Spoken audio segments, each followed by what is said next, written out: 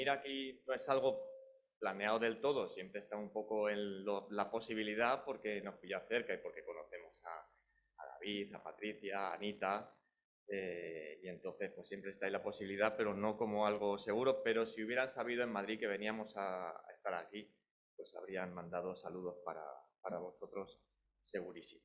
Así que si os parece, vamos a abrir en el libro Primero de los Reyes para meditar en un texto para los que, si soléis leer la Biblia, pues es un texto conocido, más o menos hasta las 12:20. ¿Bien? ¿40 minutos? Yo mando, sí. Como decía aquel, aquí la reunión acaba a la 1. Usted puede predicar hasta cuando quiera, pero a la 1 nosotros nos vamos. Bueno, vamos a intentarlo hasta ahí 20, ¿vale? Y en el libro Primero de los Reyes, en el capítulo 19, nos encontramos con el profeta Elías. Es un personaje muy habitual del que se habla, ¿vale? Entonces vamos a tratar de aprender acerca de esta situación que él tuvo que vivir. Primero de Reyes, capítulo 19. Por un lado es como una historia, por decirlo así, interesante de leer, y vamos a tratar de relacionarla con también el Nuevo Testamento para tratar de sacar algo más de enseñanza aún que sea aplicable para todos los que podemos estar aquí. No importa si habitualmente vienes a la iglesia, si no, vamos a tratar de aprender todos acerca de este texto. Así que la situación que estaba viviendo el profeta Elías, que es un personaje muy importante del Antiguo Testamento, es que en aquel tiempo en Israel, en el pueblo de Dios, vamos a llamar, había una gran sequía espiritual. Y no tenían más que otros dioses a los que adoraban. Habían dejado la ley de Dios, no estaban obedeciendo a Dios en absoluto, y en consecuencia, para enseñarles y para tratar de reconducirles a sus caminos, el Señor también les había mandado una sequía física. No estaba lloviendo, había dejado de llover por 3 años y medio, y ahí estaba el profeta Elías, que era quien Dios había utilizado para transmitirles ese mensaje. No va a llover, para que trataran de aprender que realmente tenían un problema de sequía en lo espiritual.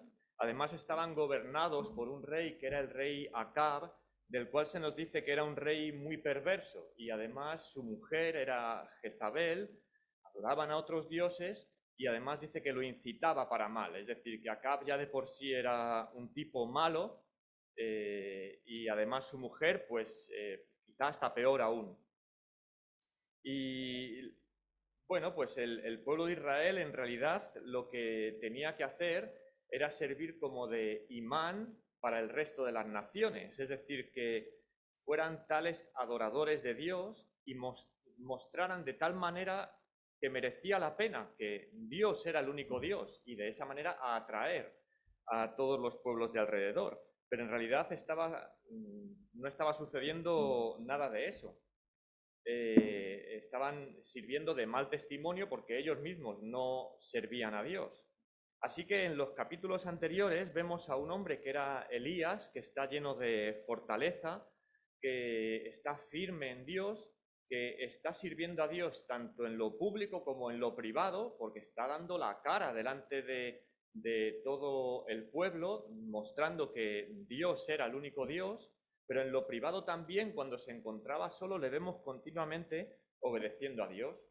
Ha vivido en su vida milagros, de manera que Dios le ha estado sosteniendo, alimentándole por medio de cuervos, por una viuda que no tenía de nada, pero milagrosamente tiene también su sustento. Después tiene la valentía de enfrentarse a Acab, después a todos los sacerdotes de Baal allí en el monte Carmelo. Son historias muy interesantes de leer, y destruyendo allí, acabando con los sacerdotes de Baal que allí se habían reunido, también de manera milagrosa acaba con ellos, y finalmente, después de aquellos 3 años y medio de sequía, pues Elías ora y viene la bendición de la lluvia.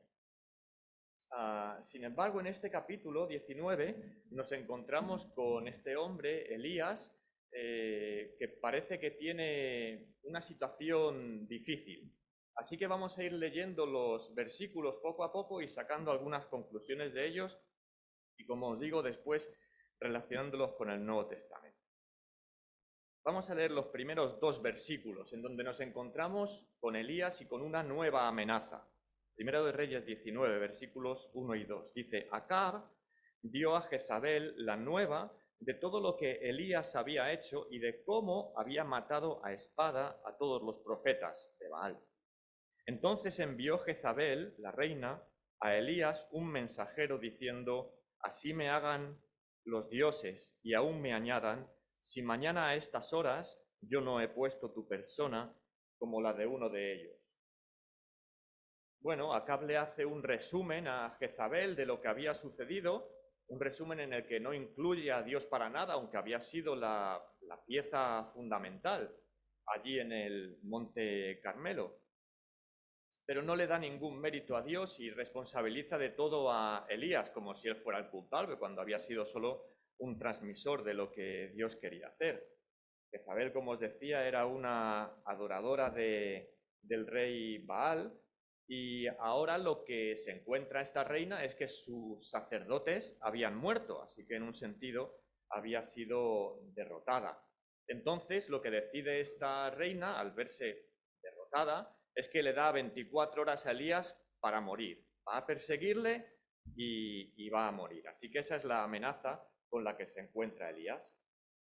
En los versículos del 3 al 5 tenemos la reacción de Elías. Dice: Viendo pues el peligro, Elías se levantó y se fue para salvar su vida, y vino a Beerseba, que está en Judá, y dejó allí a su criado.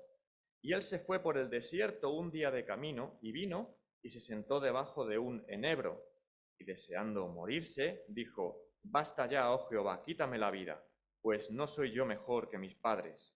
Y echándose debajo del enebro, se quedó dormido, y he aquí luego un ángel le tocó y le dijo: Levántate, come. Bueno, en realidad Elías ya había sido perseguido antes.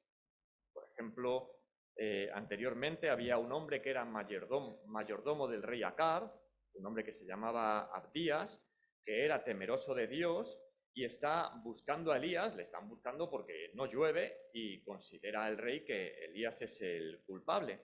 Y este hombre, Abdías, está buscando a Elías y le dice que no había habido rincón en todas las naciones y reinos en donde Acab no lo hubiera buscado en aquellos años de sequía. Así que Elías sabía perfectamente lo que era ser perseguido y que Dios le protegiera milagrosamente, no solo protegido en lo físico en cuanto a su vida, también en su sustento. Había sido, como decía antes, sostenido por aquellos cuervos, por aquella viuda, y sin embargo, la reacción de Elías, lo que vemos es que huye para salvar su vida. En cierto sentido es sorprendente porque ya había pasado por amenazas anteriormente. Había tenido valor suficiente ese tiempo atrás para enfrentarse al perverso rey Acab, para enfrentarse con aquellos sacerdotes de Baal. ¿Y qué es lo que ha pasado ahora?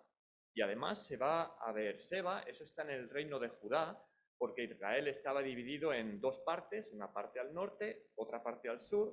En la parte del norte reinaba Acab, pero en la parte del sur, donde él va a refugiarse, quien reinaba era el rey Josafat, que además estaba emparentó con el rey Acab, con lo cual también era un hombre que, bueno, muy a salvo no se encontraba también estando allí a donde iba. Pero bueno, el caso es que Elías va para salvar su vida, va al desierto, se echa debajo de un enebro, un arbusto, y desea morir. Vuelve a ser raro porque en realidad está huyendo para proteger su vida de Jezabel, y ahora está en el desierto y desea morir de todos modos. Pero es interesante que, en primer lugar, en esa situación de angustia en la que Elías se encuentra, se dirige a Dios diciéndole: Basta ya, oh Jehová, quítame la vida, pues no soy yo mejor que mis padres. Es decir, que aún en su angustia está tratando con Dios. Y vemos en los versículos del 6 al 8 el cuidado de Dios para con Elías. Dice, entonces él, Elías, miró, y aquí a su cabecera una torta cocida sobre las ascuas y una vasija de agua, y comió y bebió, y volvió a dormirse. Y volviendo el ángel de Jehová la segunda vez, le tocó diciendo, levántate y come, porque largo camino te resta. Se levantó pues y comió y bebió, y fortalecido con aquella comida, caminó 40 días y 40 noches hasta Horeb, el monte de Dios. Así que Elías no ha dejado a Dios, sigue en su integridad, buscándole, aún en su sufrimiento, y Dios cuida de él en un aspecto físico. Se queda dormido, sabemos que ante el cansancio qué bueno es dormir y descansar. No está solo, porque hay un ángel con él, que además le provee de comida y de bebida, estando en el desierto. Así que Dios le da tranquilidad y reposo y vuelve a dormir de nuevo, y de nuevo el ángel le provee de comida y bebida, así que ahora, fortalecido con la comida y con el sueño, está listo para continuar, para servir al Señor, para recibir instrucciones de alguna manera. Dice, largo camino te resta, porque en realidad lo que él estaba buscando, y quizá no está muy claro si es algo que él está buscando o que el ángel le dice que haga, o probablemente ambas cosas, es que está yendo al monte Horeb. Este monte es importante porque todos recordáis que hubo un momento en que al pueblo de Israel se le dieron los 10 mandamientos. Pues este es el lugar en el que recibieron los 10 mandamientos de la ley de Dios. Así que es interesante que justo Elías se dirige hacia ese lugar. Solo en estos versículos ya vemos algunas cosas, como por ejemplo que Elías tiene problemas y lo que Dios no hace es quitarle los problemas de encima. Jezabel le busca para quitarle la vida, y a veces podemos pensar que la manera en que Dios va a obrar es hacerle desaparecer los problemas, pero no es así. Jezabel sigue allí, suponemos que persiguiéndole, pero lo que Dios hace no es quitarle de los problemas, sino darle un descanso en lo físico, en lo emocional, permitirle el dormir, tener comida y bebida, y darle una misión para seguir adelante. Y esa es la manera en que muchas veces Dios trata con nosotros, porque sabemos que el Señor nos dice, en el mundo tendréis aflicción, pero confiad, yo he vencido al mundo. Y no es verdad, y cuantos más años se van cumpliendo que sabemos que en la vida están llenas de dificultades y de problemas, y normalmente Dios no nos quita esos problemas, sin embargo, igual que Elías, sí que nos da fuerza y ánimo para seguir adelante. En los versículos 9 al 14 tenemos más acerca de la restauración de Elías. Versículos 9 al 14. Dice, y allí se metió en una cueva, donde pasó la noche, y vino a él palabra de Jehová, el cual le dijo, ¿qué haces aquí, Elías? Él respondió, he sentido un vivo celo por Jehová de los ejércitos, porque los hijos de Israel han dejado tu pacto, han derribado tus altares y han matado a espada a tus profetas, y solo yo he quedado y me buscan para quitarme la vida. Él le dijo, sal fuera y ponte en el monte delante de Jehová.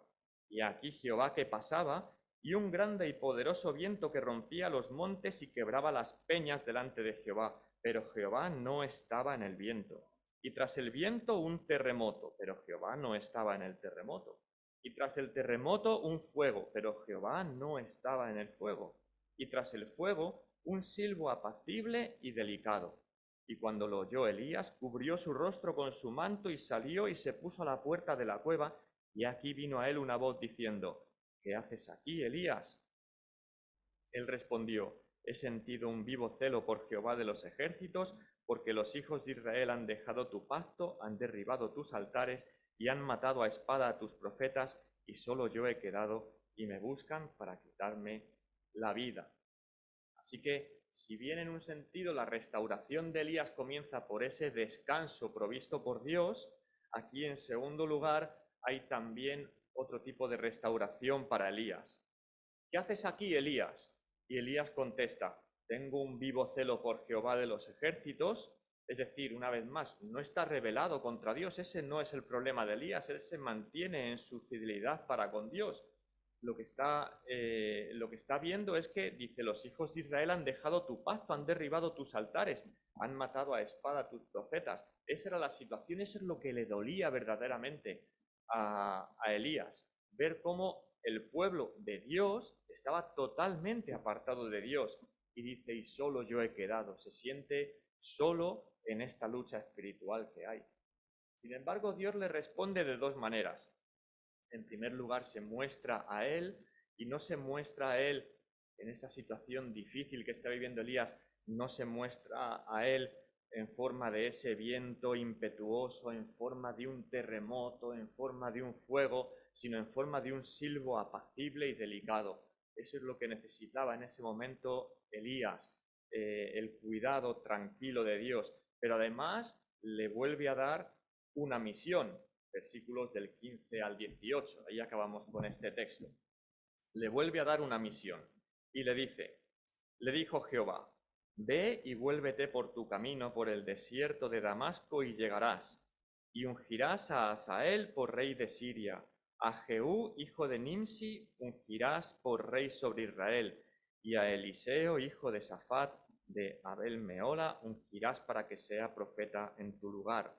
Y el que escapare de la espada de Hazael, Jehú lo matará, y el que escapare de la espada de Jehú, Eliseo lo matará. Y yo haré que queden en Israel 7000 cuyas rodillas no se doblaron ante Baal y cuyas bocas no lo besaron. Así que Dios le dice a Elías, sigues teniendo una misión, tienes que ungir a Hazael por rey de Siria, a Jehú por rey de Israel y a Eliseo como profeta en tu lugar, porque ellos van a juzgar a Israel y además no estás solo, sino que habrá 7000 que también se van a mantener fieles a mí. Bueno, ese es el texto, mirado de manera sencilla. Hemos visto a Elías con esta nueva amenaza, le quieren matar en 24 horas. Hemos visto su reacción de temor, de salir para salvar su vida, de desear morir, pero hemos visto cómo en la dificultad Dios, a un hombre que le está buscando, Dios le cuida, le restaura, manifestándose a él de una manera tranquila, apacible, y además le da nuevas instrucciones. En absoluto lo desecha cuando él ha mostrado esa debilidad, sino que continúa teniendo para un hombre que le está buscando, sigue teniendo una misión para él. Ahora esto, lo que me resulta interesante, además del propio texto en sí, es que con respecto a Elías tenemos a alguien en el Nuevo Testamento del que se nos dice que Elías es una figura. Es decir, que en la Biblia en ocasiones tenemos personajes allí en el Antiguo Testamento que son figura de personajes del Nuevo Testamento, como si fueran vidas paralelas.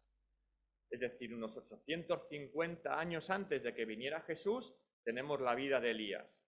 Y Elías nos recuerda a alguien del Nuevo Testamento. Y ese alguien es a Juan el Bautista. Y eso significa que aun con 800 y pico años de diferencia, hay ciertos paralelos entre la vida de Elías y la vida de Juan el Bautista, porque en la Biblia se nos dice que ese Elías nos recuerda a Juan el Bautista. Lo dice, por ejemplo, en el profeta Malaquías.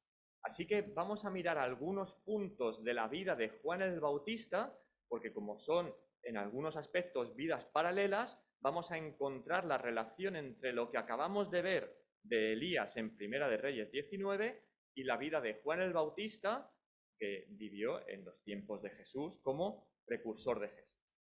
Fijaos bien. En primer lugar, en Juan 1:29 nos encontramos con la declaración de Juan el Bautista, que cuando ve a Jesús, dice, al siguiente día vio Juan a Jesús que venía a él y dijo, he aquí el Cordero de Dios que quita el pecado del mundo. Así que, recordad, estamos en la historia paralela, ¿vale? Y entonces Juan el Bautista sabe que Jesús es el Cordero de Dios. En segundo lugar, ¿cuál es el mensaje que traía Juan el Bautista en su predicación? En Mateo, en el capítulo 3, vemos cuál era ese mensaje que tenía Juan el Bautista cuando predicaba. Y este es Mateo 3:7. Dice, al ver él que muchos de los fariseos y de los saduceos venían a su bautismo, porque Juan les decía, bautizaos, arrepentíos de vuestros pecados, y al bautizaros os arrepentís de vuestros pecados. Dice, generación de víboras. Esto es lo que les decía, generación de víboras. ¿Quién os enseñó a huir de la ira venidera? Haced pues frutos dignos de arrepentimiento y no penséis decir dentro de vosotros mismos, a Abraham tenemos por padre, porque yo os digo que Dios puede levantar hijos a Abraham aún de estas piedras, y ya también el hacha está puesta a la raíz de los árboles. Por tanto, todo árbol que no da buen fruto es cortado y echado en el fuego. Yo a la verdad os bautizo en agua para arrepentimiento, pero el que viene tras mí, Jesús, cuyo calzado yo no soy digno de llevar, es más poderoso que yo. Él os bautizará en Espíritu Santo y fuego. Su aventador está en su mano y limpiará su era y recogerá su trigo en el granero y quemará la paja en fuego que nunca se apagará. Los que no somos de campo tenemos que mirar a ver qué es eso de aventar. Y lo que sabemos es que después de que se trilla se hace la limpia por el aventado, que consiste en lanzar al aire la mezcla de la paja y del grano, y entonces con la brisa pues se arrastra la paja a un lado y el grano por su peso cae en su lugar. Es decir, que lo que Juan el Bautista estaba predicando es que cuando viniera Jesús, todos aquellos que eran una generación de víboras, porque Juan vivía en un tiempo en que había gran sequía espiritual, con ese problema que se vive hasta el día de hoy, pero que en ese momento era especialmente grave, que eran los fariseos, que eran los que debían preservar como religiosos de la época la integridad de la palabra y del cumplimiento de la palabra. En realidad lo que hacían era decir lo que había que hacer, pero no lo hacían.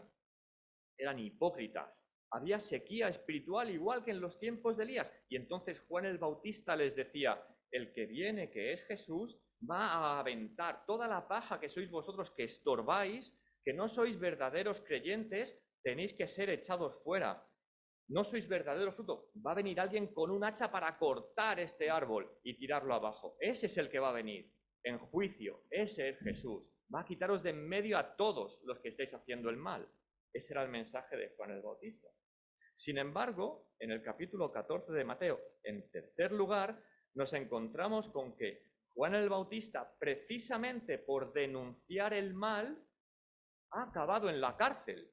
Mateo capítulo 14, en el versículo 3, Herodes había prendido a Juan y le había encadenado y metido en la cárcel por causa de Herodías, mujer de Felipe, su hermano, porque Juan le decía, no te es lícito tenerla.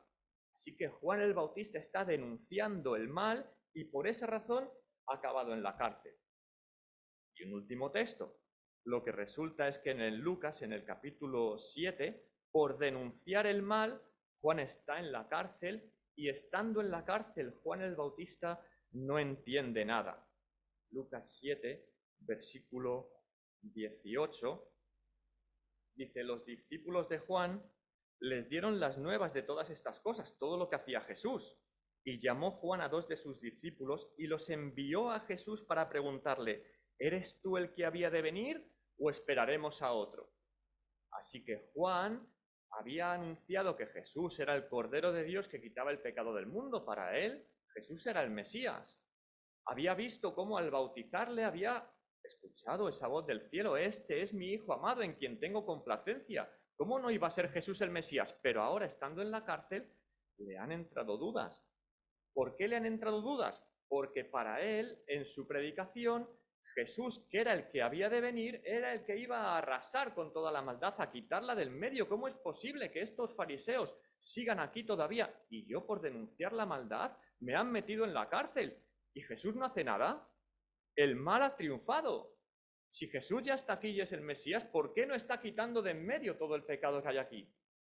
Y entonces a Juan le entran dudas de si verdaderamente Jesús era el Mesías y entonces manda mensajeros a Jesús.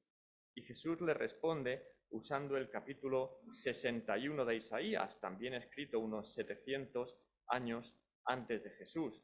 Jesús a esos mensajeros lo que les responde es con el versículo del capítulo 1 de Isaías.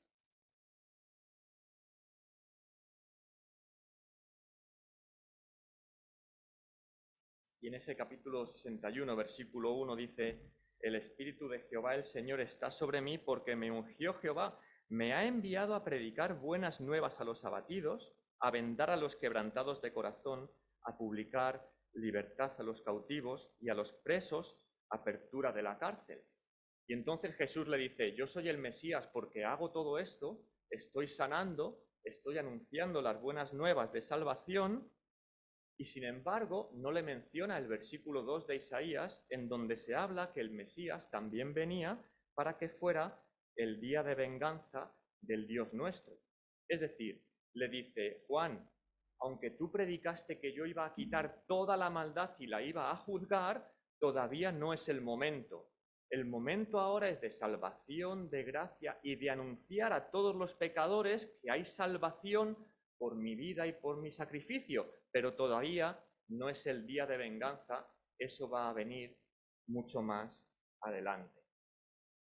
Así que las similitudes entre ambas historias son estas, y es que, igual que Juan el Bautista sabe que Jesús es el Mesías porque así lo anuncia, él es el Cordero de Dios que quita el pecado del mundo, Elías tampoco tiene dudas, Dios es Dios, y aún en mis dudas yo le sigo buscando a él. En segundo lugar, es que Juan el Bautista veía la maldad de su tiempo, porque ambos vivían en una sequía espiritual enorme. Elías ha visto el altar de Dios allí destruido en el Monte Carmelo, lo tiene que arreglar de nuevo. Están viendo la sequía espiritual en la que viven. Sin embargo, la maldad no ha sido destruida. ¿Cómo es posible? Elías ha triunfado derrotando a los sacerdotes de Baal, pero todavía Jezabel lo persigue para matarle. ¿Cómo es posible que todo el pueblo no se haya dado cuenta de que Dios es Dios, de que de verdad es el único Dios verdadero? ¿Qué va? La maldad sigue ahí, Jezabel le busca para matarle. Y Juan el Bautista se está preguntando lo mismo. ¿Cómo es posible yo estando en la cárcel y Jesús ya está allí predicando y la maldad sigue su curso y yo estoy aquí por la maldad de Herodes? Así que Juan el Bautista no entiende nada y me da la sensación de que Elías está en la misma situación, no entiende nada. El uno está solo en la cárcel, el otro está solo en el desierto, pero ambos están buscando a Dios aún no entendiendo lo que está pasando.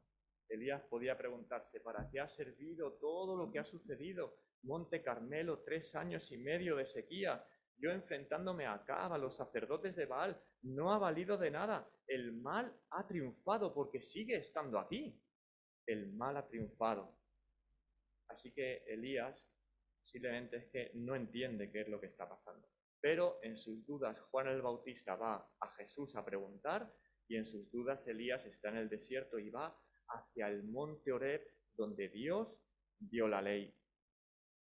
Pero Juan el Bautista, ¿recordáis? Jesús le responde que sí, que mira cómo cumplo las profecías, cómo están siendo sanados los enfermos, cómo estoy anunciando las buenas nuevas de salvación, pero todavía no es día de venganza. Y Elías recibe en un sentido la misma respuesta.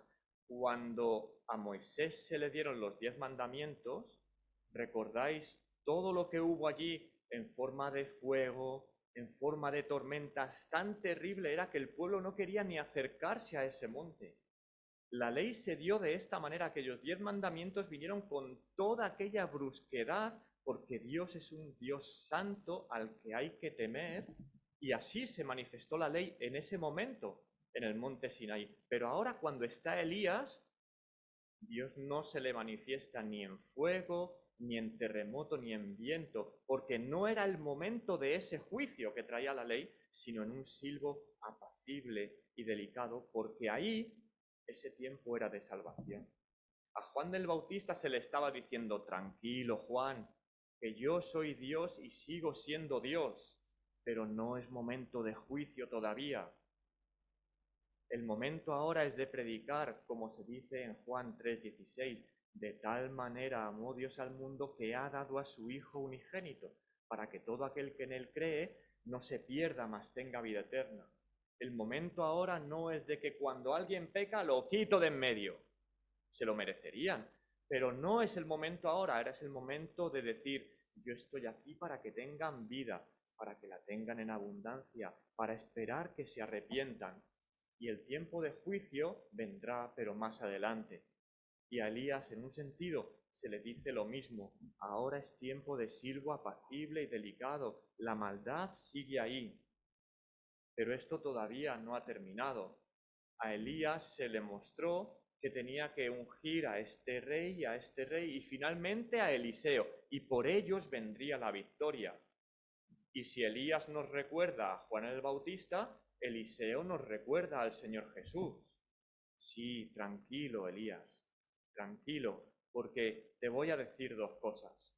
Primero, que esto que tú estás viviendo no es el final de la historia. El mal no ha vencido. El final de la historia todavía está por llegar y va a llegar en forma de juicio, va a suceder. Y es lo mismo que se le decía a Juan el Bautista. Yo soy el que cumple las profecías y el día de la venganza llegará, pero todavía no. Así que, con todo esto, tenemos enseñanza tanto para los que somos creyentes, porque cuando miramos el mundo alrededor, muchas veces vemos que se están haciendo las cosas tan mal, que hay tanta gente haciendo cosas tan en contra de la palabra de Dios, cosas que incluso las leyes apoyan y que sabemos que son contrarias a la palabra de Dios, que podemos pensar el mal ha vencido. Y sin embargo es como si Dios nos dijera, tranquilo, primero porque yo tengo el control de todas las cosas.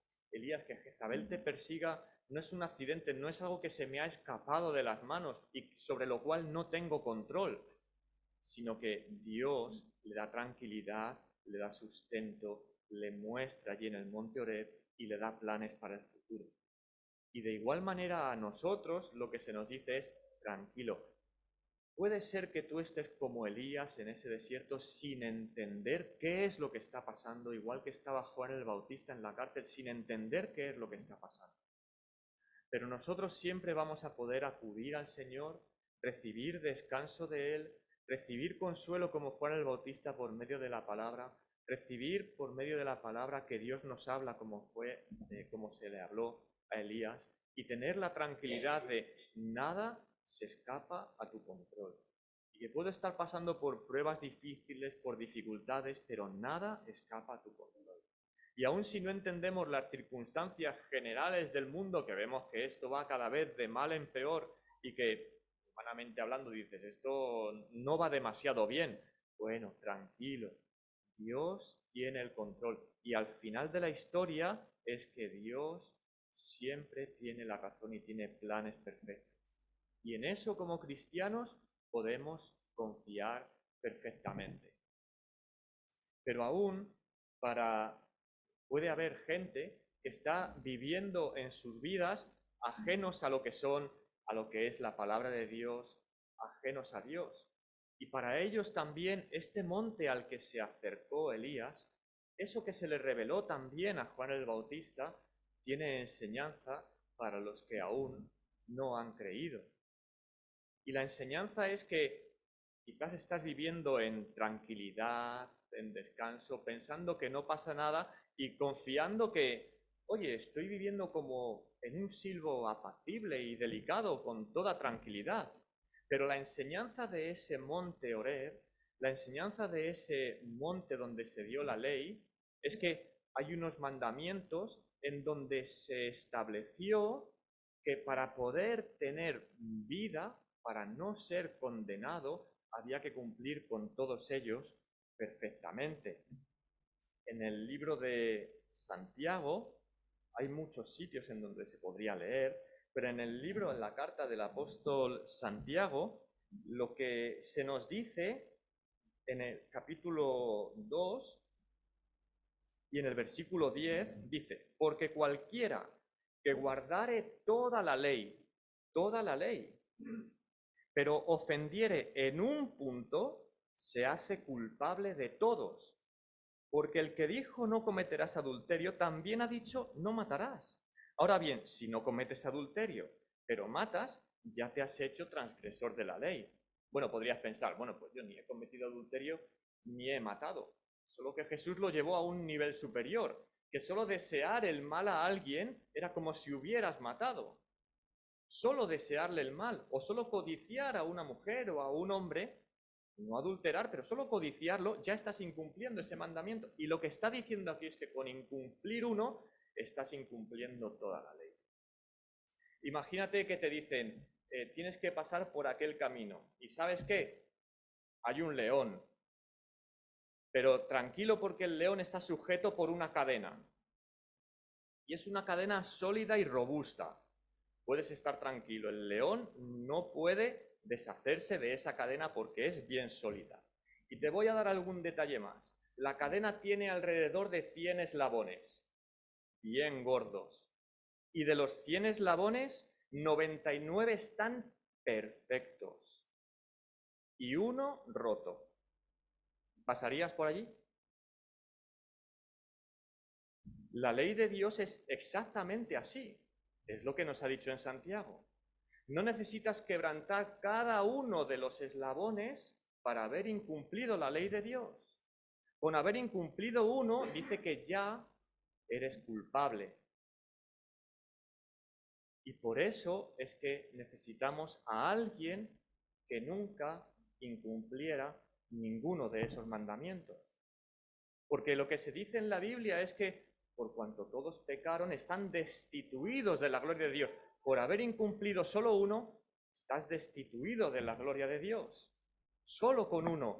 Y yo podría decir, tranquilo, yo pago por ti. Pero no puedo, porque yo también los he incumplido. Necesitamos a uno que nunca los incumpliera. Y ese es Jesús. Y por eso hay que tener en cuenta que este es el tiempo en el que estamos viviendo de ese silbo apacible y delicado antes de que venga aquel Señor como juez, que es el Señor Jesús, a quien se nos dice que Dios ha dado todo el juicio y que vendrá como con fuego, viento, terremoto para juzgar. Y ahí ya no habrá opción. Cuando Dios se presente como juez por medio de su Hijo y diga, ¿has incumplido alguno de los mandamientos de Dios? ¿Alguna vez has mentido en tu vida? ¿Alguna vez desobedeciste a tus padres? ¿Alguna vez has deseado mal a alguien o has pensado mal de alguien? ¿Siempre me has honrado a mí? ¿Siempre con todas tus fuerzas, con toda tu alma, con toda tu mente? ¿Siempre? Tendrás que decir que no. Y eso te condena, a no ser que aceptes el sacrificio de aquel que pagó en la cruz por ti. La advertencia es que si no quieres encontrarte hoy con este Dios Salvador, tristemente un día lo encontrarás como juez, como ese terrible juez en forma de ese viento tremendo, ese fuego de juicio, ese terremoto. Por eso es que hoy hay que aprovechar la oportunidad de aceptar a aquel que dio su vida por cada uno de nosotros. Que el Señor nos bendiga.